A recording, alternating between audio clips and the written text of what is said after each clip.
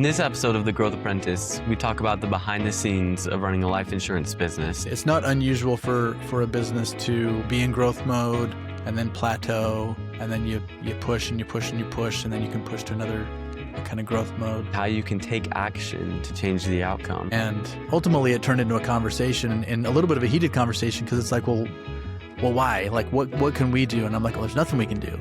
It just is what it is. And he was basically saying, I don't accept that answer. I think there are things that we can do to make this happen. And why you don't need to be the visionary to help run a business. He's always looking for creative ways, innovative ways to do things differently. And then I'm more of the implementer. There's also a saying that in the life insurance business that you don't want to be someone who has 10 one-year experiences, right? If you're always pivoting and you're always completely changing up your business to do something different, then it really is hard to find traction. I'm Samuel Law, and this is The Growth Apprentice.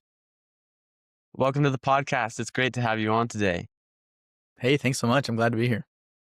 Yeah, of course. So, Rod, if you had to describe yourself in 3 words, what would those 3 words be?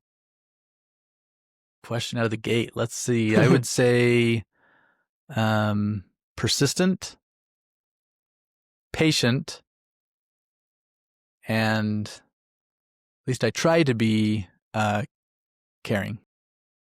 Caring. And over your life, how did those 3 character traits come to be? Yeah, so I would say my personality is pretty laid back, and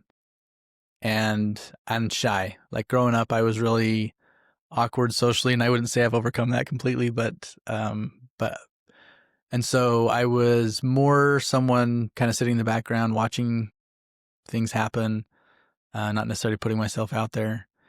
And yet at the same time, I've always been very competitive.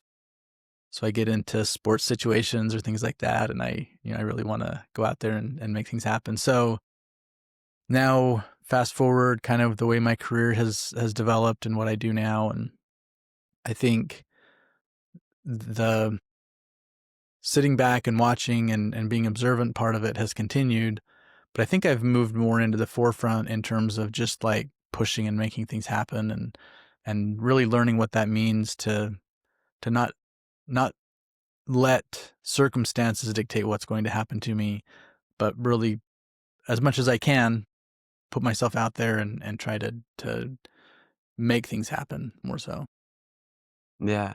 Yeah, it doesn't, like the social skills, it doesn't come naturally for some people, but you can still build it, which is nice. It's nice. It's not fixed that you just are, either you're social or you're not.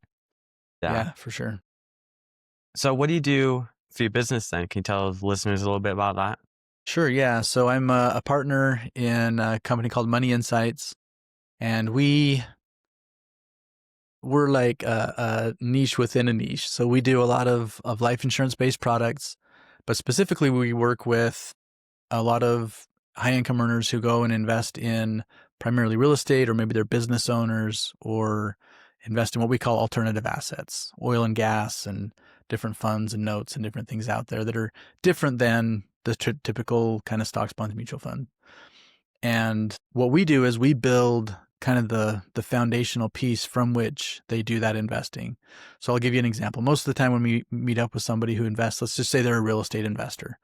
They own and run different rental properties.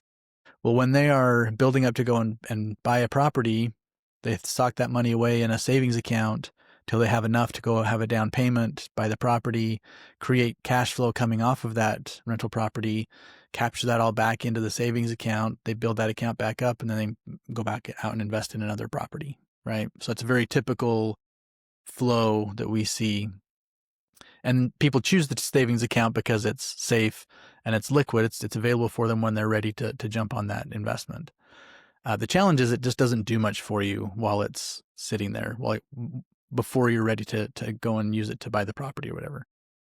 And so what we do is we build these specially designed life insurance policies that give you the same safety, the same liquidity, but it also is doing something for you in the meantime. The way that we build these, we're able to build consistent, 5+% rates of return inside of the kind of the cash account that exists inside of the life insurance policy.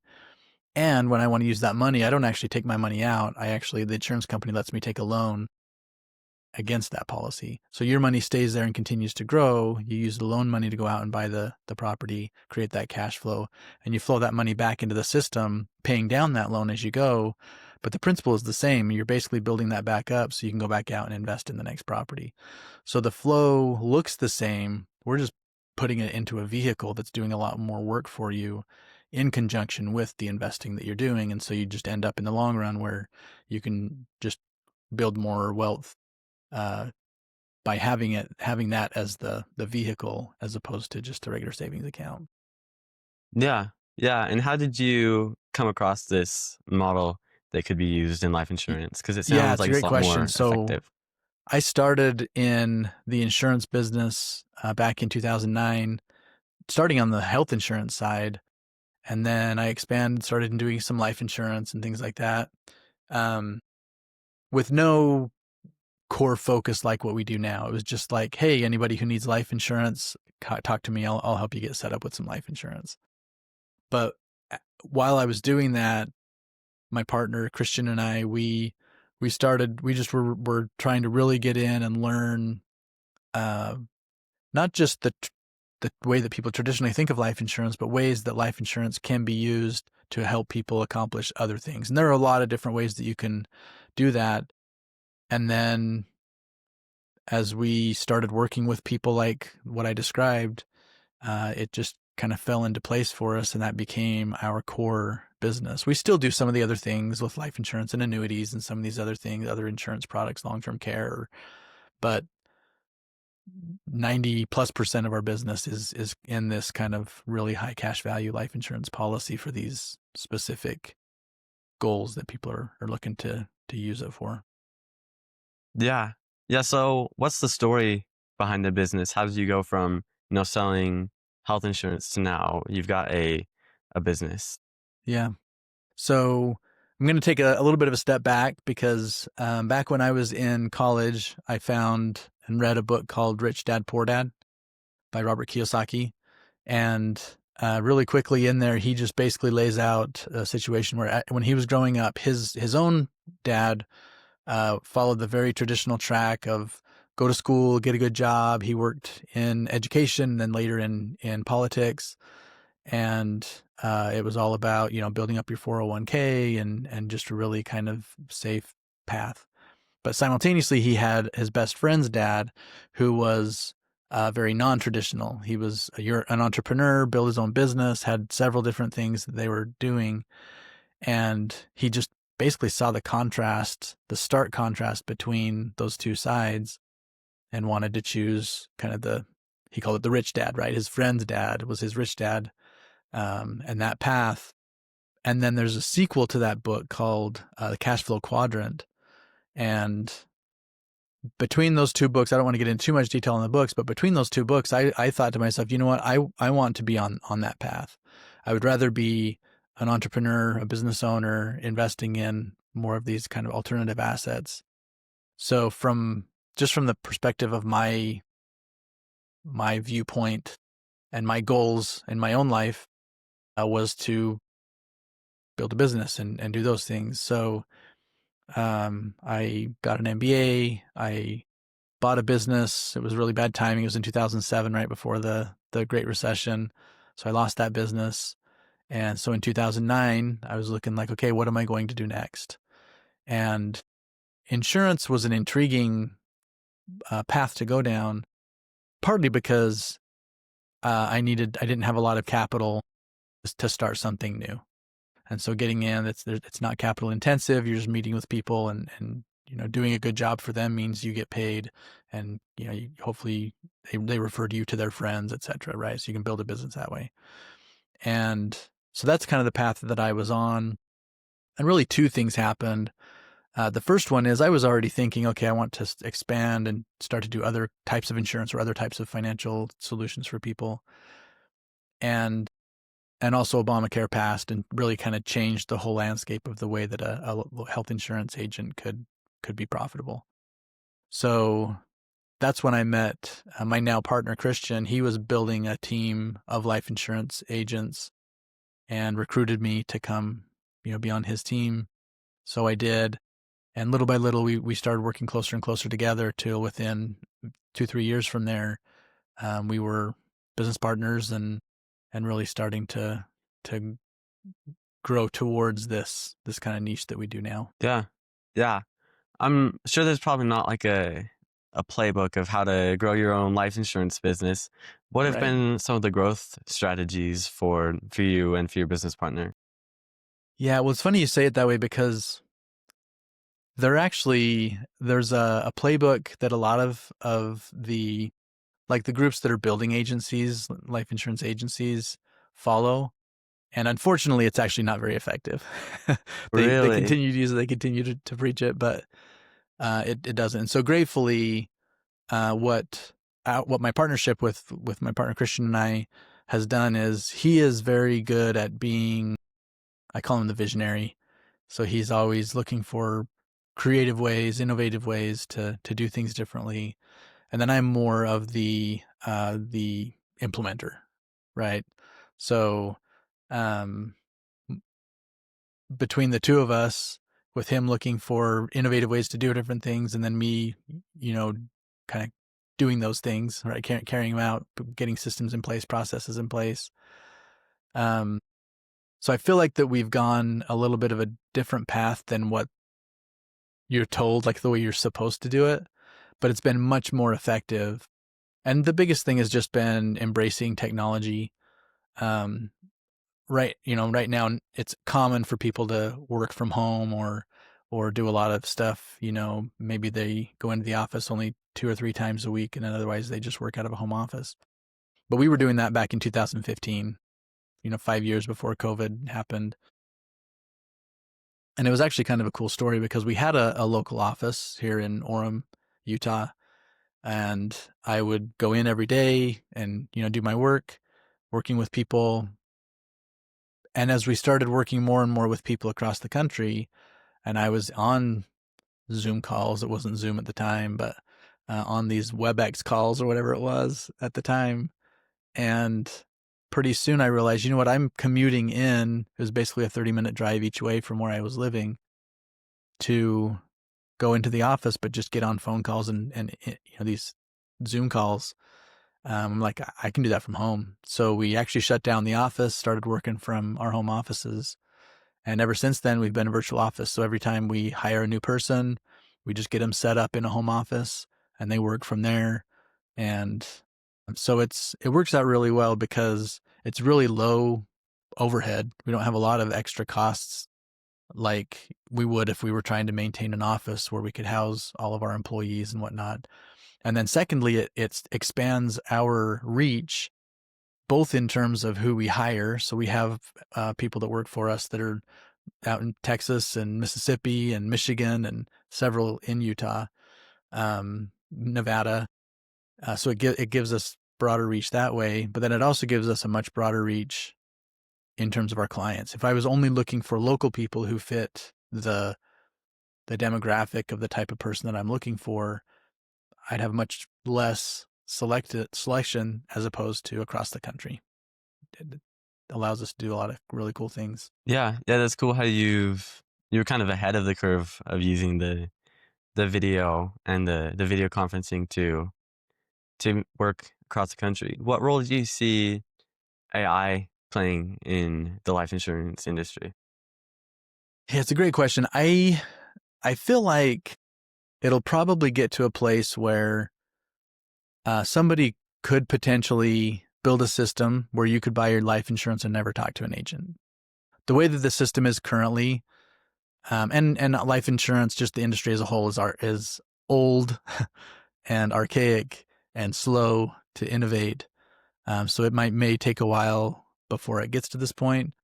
But I think you could say to ChatGPT or whoever your favorite AI is, hey, I want a life insurance policy. I need, some a little guidance on how much I should buy and where I should get it or how, what company or whatever. But I think there could be easily an AI system set up that would help walk you through doing those things. Um, And that's at its most kind of basic core of life insurance. And with the type of stuff we do, it would be a little more, needed to be a little more sophisticated to do it, but I think it could probably do it. So how far away are we? We're probably still a decade away from anything like that being in place in the life insurance space, at least. But I think a lot of um, e-commerce will likely go that direction, right? So just like the the way that you use Google is different than the way that you use AI, I think the way that you use Amazon in the future will be different because an AI integration would allow you to just basically talk about, hey, I'm looking for this and these are the features I want, show me the three best products in this price range or whatever. And I think we'll be there very soon, probably within the next few years would be my guess. Yeah. Yeah. So earlier you were talking about how within the business you've got the visionary, which is your partner, and then you're kind of the closer, the executioner. What is Mm-hmm. that like to be kind of on the back end? Because you hear a lot of the entrepreneur stories from the visionary side, but you don't hear a lot from the person who actually makes it happen. Yeah, it's a great question. And I think that goes back to just the whole thing behind the different roles that it takes to be successful. So, for example, in our business, my partner, he's the CEO and I'm the president. And the idea there is that he he works more on building our business, and then I work more on doing the business. So I'm more in what they call operations, meaning um, I'm meeting with people on a regular basis. I'm leading a team of others that meet with our clients, as far as our like administrative staff and other kind of positions.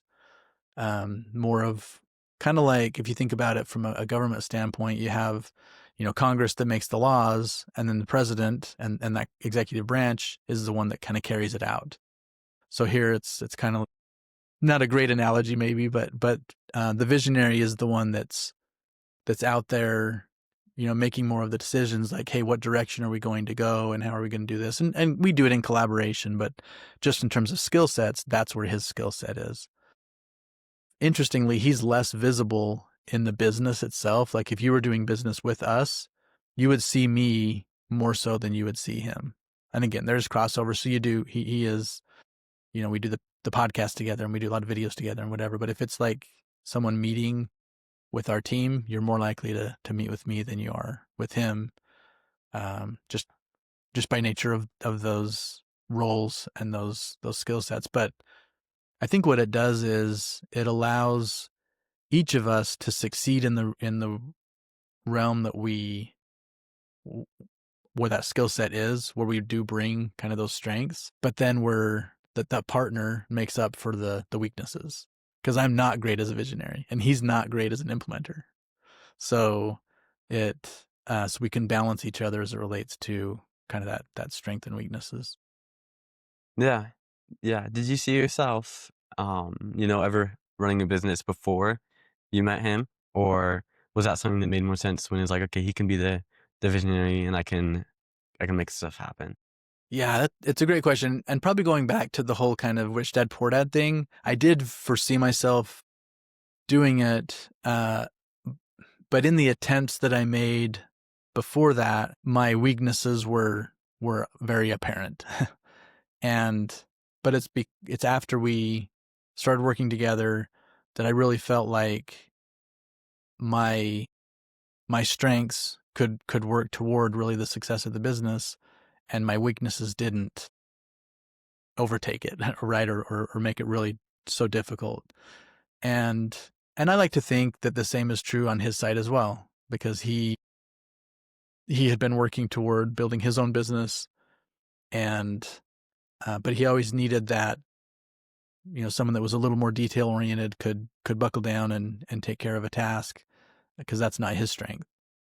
And so anyway, that's kind of how that came together. Yeah. Yeah. I think a lot of younger guys, they might have a lot of business ideas or stuff that they want to do, what advice would you give to them where they might not be in a place where they can, start a business with a partner? Yeah, I mean, I would say one of the things that we're often told, and I believe in when people say it, but they'll say stuff like, follow your passion. You want to be passionate about what you do, so find something you can do, and that'll allow you to be more successful as a business owner. And I believe in that as long as there's a market for it. So the challenge is a lot of times people take that and they say, oh, well, I'm passionate about whatever, painting, right? So I want to make a business around this. And so what you have to do is you have to take that passion and then you have to look at the marketplace and say, what do people want related to what that strength is and what that passion is? And then, but if there's no market for it, if I'm just saying, well, I like to do it, therefore that's what I'm going to do, and that's as far as I think about it, then I'm not likely to succeed as a business owner, right? Whereas if I get creative, look around, talk to different people, find information, as far as what the marketplace um, likes currently, see if there are holes in providers of what the market wants, and then plug yourself into one of those holes. That's what I would say from the standpoint of, I want to be a business owner. I like doing, whatever, this kind of thing. How can I turn that into something that people actually want? Yeah. Yeah, you gotta find where the gap is, because if there's no market for it, then no one's gonna buy it. And I think you can definitely find a market in a lot of things. Like, as a painter, you can there's markets for a lot, but then there's also some that is not gonna be like, if you're trying to sell life insurance and your target market was 5-year-olds, good luck trying to, Right. explain to them why they should care about that. Yeah. Yeah. It's a So, great I'm example. curious, what kind of business and success principles are you trying to teach your children as, through your example? Yeah. I think one of the biggest things that I learned, so I mentioned earlier, I was very passive, and again, I still am, generally speaking, right? Um, but what that led to was I just kind of took what life gave me. You get up in the morning, you have things you're going to do that day, but then, different things happen as you're going along, and then the day turns out different than you thought it was going to. And I just always rolled with that. I didn't, I'm not saying I was completely passive. I had goals, I had things I was wanting to do, and then I was working to do. But what I found was, and have learned over the last, 10, 15 years, is that if you want to succeed, if you want to really push past barriers and get to a place where you can really succeed, you can't just take life as it comes. And sometimes you don't know what needs to be done to overcome a problem. And so I think what often happens is, and this is what happened to me. I would see something and I would just be like, oh, okay, yeah, that's just is what it is. I have to live with it and just work with it.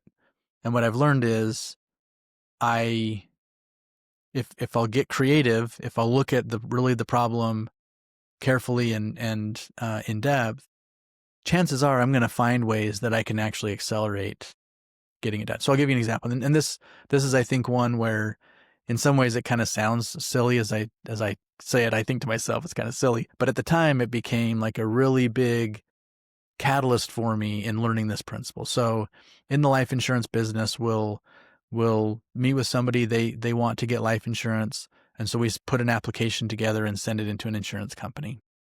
And then the insurance company will have an underwriter who looks at their application and says, oh, okay, well, we need this additional information in order for us to make a decision on approving this application for their life insurance. And often, depending on someone's health history, they'll want to see medical records from the person's doctor so they can learn a little more about the kinds of things that are in their medical history. So this was the example where we put the application in, they asked for medical records. We we had a team that would reach out to the doctor's office and request those records. And so that had happened, and a week goes by, still no records. 2 weeks go by, still no records. And it wasn't unusual for that process to take a week or two, but it was unusual for it to take 2 to 3 to 4 weeks. And this is kind of what was happening. It just kept going. And so my nature was, well, we're kind of doing all that we can because we're just following our regular process. And so my partner Christian and I were just talking updates on the different stuff that we had going on. And when we hit on this one, he's like, well, what's going on? Oh, the records, we're still waiting for the records. And he's like, well, why is it taking so long? I don't know. It's just, they just aren't being responsive. They're not sending the stuff. And ultimately it turned into a conversation, and a little bit of a heated conversation, because it's like, well, why? Like, what can we do? And I'm like, well, there's nothing we can do. It just is what it is. We have to just wait until they respond.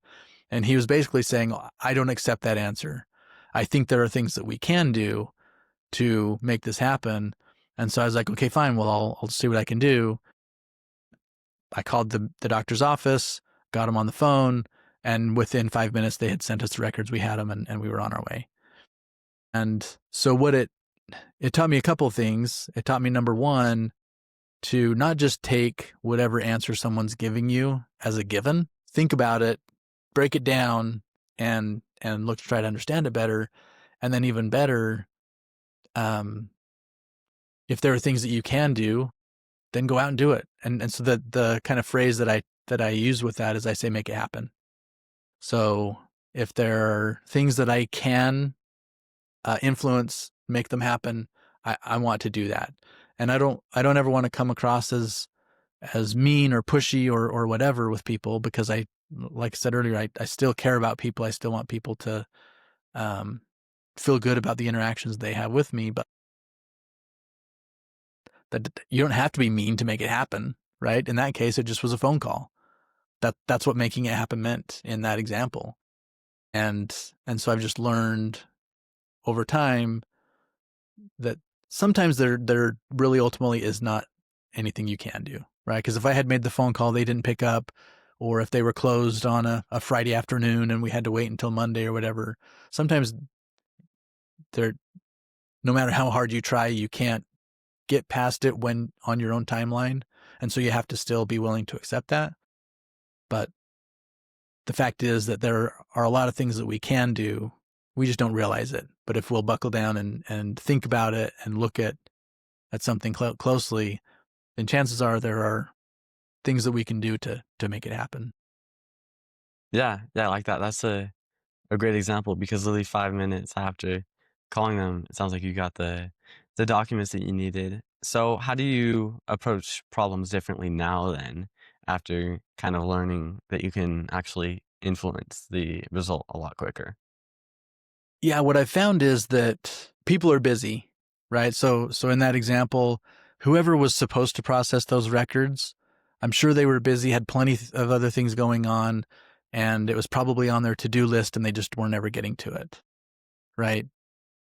So what my phone call did is it just prompted them. It moved it to the top of the list because here's someone on the phone who's looking for that. And so they took whatever few minutes it took to do it. And so then they were able to go. So it's not because they were being necessarily neglectful or they didn't care about the request or whatever. I'm sure they were just busy. And so that's part of it, is just understanding human nature and again, not being mean about it or pushy about it. Cause I've seen that side of it too, where there are people out there who will get in your face. They yell at people, whatever. And I don't ever want to be that person. But to the extent that I can, even potentially push others, to go beyond what their default response is. So for example, if I'm on with customer service and they give me an answer that I feel like it's just a canned answer, or they're just kind of making it up, I'll ask them, I'll challenge them a little bit. Like, hey, do you mind just, double checking that for me? And a simple question like that can help you often get past issues that are super frustrating, right? super hard.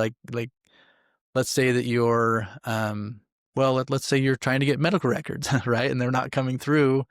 And that's the bottleneck that's keeping you from accomplishing a whole bunch of other things that need to happen. And so you're frustrated. Um, but there are things that you can do to help push past that. Do it kindly, but, um, but by influencing that person who ultimately it was the person that needed to take some sort of action to get that done, we were able to get to an answer. So not letting people be lazy, but doing it kindly, like pushing them a little bit, like, hey, let's actually look a little closer at this because I need you to help me get to where I want to be, and doing it kindly is more likely to get you there than being mean about it. But still pushing them in a kind way, I think people respect that. Yeah. Yeah. You talked earlier about how, you don't wanna push in a mean way or anything. Have you noticed still positive impacts on relationship and, by pushing results and making stuff happen? Yeah, I think people respect somebody who's determined to get something done. And so if again, there's a fine line, right, between um, becoming really pushy versus pushing someone to do their best, right? You see it in sports all the time where the elite athletes become elite because somebody pushed them, right? They had a coach, they had a friend, they had a mentor, somebody who really pushed them beyond their own kind of comfort level to succeed at a level that they otherwise wouldn't have if they hadn't have been pushed. So pushing can help get you there, but you don't want to be seen as uh, aggressive or pushy, because that just turns people off, and then they don't want to help you. They'll actually become an impediment to you getting really what you want to get if if they start to see you as the enemy. So so be friendly, and so getting back to your question, I think that if you do it in the right way and people respect that, oh, this person needs this information or needs an answer or needs my help to get there, and but they're being persistent, but they're also being kind about it. I think people respect that.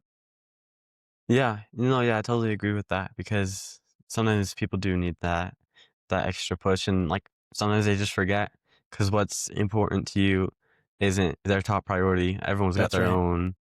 their own priorities, but yeah, people respect that when you're committed to make something happen. But yeah, I like how you talk about the fine line also. I think that's important. Yeah. So at this stage in your life, what are your goals? Like, do you have specific things that you're working towards, or like within the business, within your personal life? Yeah. So as far as the business goes, we're still in the mode where we want to grow our business, and it's not unusual for a business to be in growth mode and then plateau, and then you push and you push and you push, and then you can push to another kind of growth mode. We've been in a kind of a plateau for the last few years and have not ever given up on continuing to push to create growth. And that does two things for us. Number one, I really believe we're going to get to that place where we can push to growth mode again. But secondly, what's also happened is some of the areas where we were getting business for several years have fallen off. And if we hadn't have been pushing for growth uh, in other areas, if we had just been content with like, oh, hey, man, this is a pretty good gig, we're just going to keep floating with what we have, but then that falls off, now we're in a world of hurt. But because we were continuing to push toward growth, then what we had been building was able to replace the things that started falling off. And so even though on the whole it looks like a plateau, it's still gratifying to look back and say, oh, but we were actually, because we grew these other areas, it made up for some of that. So there's a common saying that if you're not growing, you're shrinking, right? and maintaining like level, it's almost impossible. And that's an example where only because we were pushing and pushing toward growth have we even been able to stay, somewhat level like we have. Yeah, yeah. There's the Alex Hormozy quote where he talks about most people will spend like 10 years trying to find the shortcut to building a great business versus if you just spend that 10 years, you can actually build a great business. Have you found that true in your own business that you gotta just build something for the long run? Yeah, I would say that's true. And when you're early on, it's hard because you do have to try a whole bunch of different angles to find the one that really catches traction. So to some extent, that is part of the journey. Um, but there's also a saying that in the life insurance business that you don't want to be someone who has um 10 years or 10 1 year experiences, right? If you're always pivoting and you're always completely changing up your business to do something different, then it really is hard to find traction. You would rather be the person who has 10 years of experience in your lane. And there's also a great book called Good to Great that I always appreciated. And they talk in that one about the flywheel effect, that the flywheel, you get it turning, it's really, really, really hard to get it started.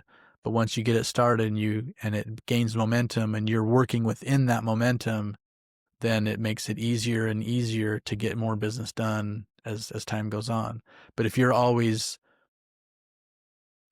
changing the direction of the flywheel and you have to stop it every time you do that, then you're never really getting to a place where you have any momentum because you're just always starting and stopping. And you don't want to be there. You don't want to be there. Yeah. Yeah, I think that's a great analogy. Well, it's been fun talking with you today. If you could leave one last advice for anyone listening, it could be related to business, to personal growth. What do you think? What do you want that last piece of advice to be? Yeah, I would say always be open to learning from other people. Um, you don't ever want to be in a place where you feel like you have all the answers because, well, I'm sure you've learned this. I certainly have. The more I learn about a subject, the more I realize I don't know.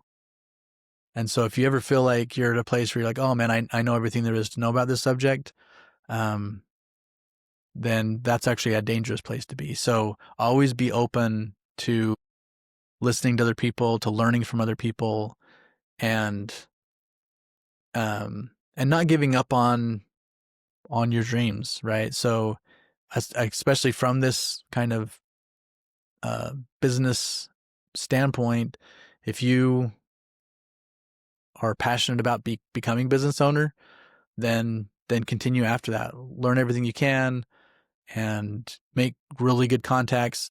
The relationships that you have in your life are going to be at least as valuable as any kind of knowledge or skills that you develop. The relationships are often what help you propel those skills and the knowledge and really make them usable, and look for ways that you can add value to other people. Because if you're doing that, then they're going to want to reciprocate, and that's where really that kind of synergy can work between individuals or different companies or whatever, and help you get to where you want to be. Yeah, I think that's great advice. Well, do you have yeah? How can people find more about you and the work that you do? Yeah, so our business URL is moneyinsightsgroup.com.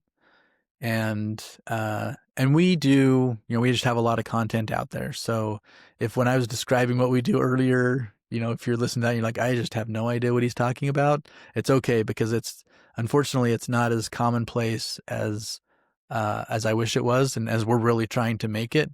But because of that, we just approach things very educationally. So if you're intrigued and you want to learn more, we have a lot of information on our website. You can also connect to our podcast, where we talk about, we're not always talking about life insurance. We want to talk about all the kind of context around it with investing in alternative assets and things like that as well. So feel free to check us out there. Awesome, thank you, Rod. Thanks so much, Sam. Appreciate it.